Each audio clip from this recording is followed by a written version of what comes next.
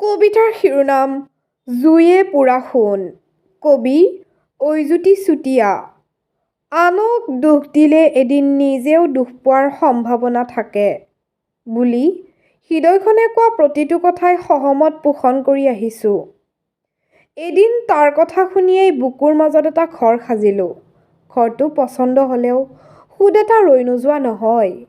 যিটো কথা কৰিব লাগিছিল সৰু, সেইটো কৰিলোঁ ডাঙৰ। সুখৰ স্মৃতি নথকা বাবেই যিটো আজিৰ নাঙঠ হৈয়ে আছে, আৰু যিটো কথা কৰিব লাগিছিল ডাঙৰ, সেইটো হ'ল সৰু। তাতেই ঠাহ খাই আছে গণি শেষ নোহোৱা দুখবোৰ। তোমাৰ বিশ্বাস হয় নে নহয় নাজানো। যিটো কথা ৰখি ৰখিয়ে এতিয়া মোৰ ৰাতি ৰাতি টোপনি ক্ষতি।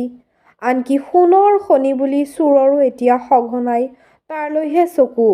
দুখ মাথো এটাই, সেই যে এদিন সাজিছিলোঁ সুখৰ কোঠাটো, আকৌ সুঁৱৰি নাথাকো দিয়া। তাতকৈ যে দুখবোৰেই ভাল।